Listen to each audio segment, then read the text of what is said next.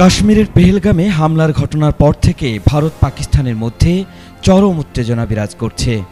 একদিকে পাকিস্তান ক্ষেপণাস্ত্রের পরীক্ষা চালাচ্ছে, অন্যদিকে ভারত বিমান ও নৌবাহিনীর মহড়া দিচ্ছে।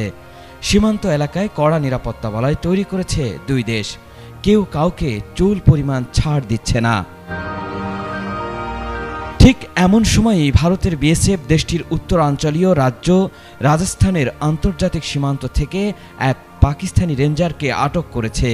এই ঘটনার পর কাশ্মীরের নিয়ন্ত্রণ রেখায় উভয় দেশের সেনাদের মধ্যে ভয়াবহ সংঘর্ষের ঘটনা ঘটেছে।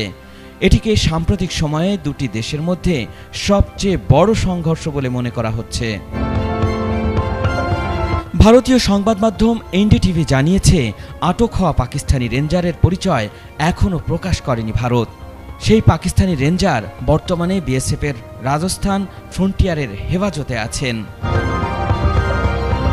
সংবাদ মাধ্যমটি বলছে, পাকিস্তানি রেঞ্জারকে আটক করার কয়েক ঘন্টার মধ্যেই পাকিস্তানের সেনাবাহিনী নিয়ন্ত্রণ রেখার বিভিন্ন সেক্টরে বিনা উস্কানিতে গুলি চালাতে শুরু করে।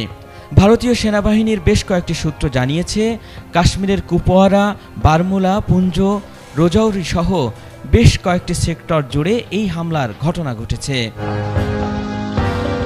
ভারতের বিএসএফ পাকিস্তানি রেঞ্জারকে আটক করার পর সাম্প্রতিক সময়ের মধ্যে সবচেয়ে বড় সংঘর্ষে জড়িয়ে গেছে দুই দেশ, যেখানে একসঙ্গে সবচেয়ে বেশি পাকিস্তানি সেনা অংশ নিয়েছেন বলেও জানা গেছে। এর আগে 23 এপ্রিল পাঞ্জাবের ফিরোজপুর থেকে বিএসএফ কনস্টেবল পুনম কুমার সাহুকে আটক করেছিল পাকিস্তান। ভারত পাকিস্তানের মধ্যে সীমান্তে ভুল করে পার হওয়া সৈন্যদের ফেরত দেওয়ার একটি প্রচলিত প্রক্রিয়া থাকলেও সম্প্রতি উত্তেজনা বেড়ে যাওয়ায় পাকিস্তান সাহুকে ফেরত দিচ্ছে না। ফলে ভারতও পাকিস্তানি রেঞ্জারের ফেরতের বিষয়ে সিদ্ধান্ত নেয়নি। এমন চরম উত্তেজনার মধ্যেই পাকিস্তান শনিবার আবদালি ব্যালিস্টিক ক্ষেপণাস্ত্রের পরীক্ষামূলক উৎক্ষেপণ করেছে। ভারতের কর্মকর্তারা এটিকে খোলামেলা উস্কানি বলে মন্তব্য করেছেন। 450 কিলোমিটার রেঞ্জের এই ক্ষেপণাস্ত্র পাকিস্তান সিন্ধু মহড়ার অংশ হিসেবে পরীক্ষা করেছে বলে জানিয়েছে। আল ইমরান, এটিএন বাংলা।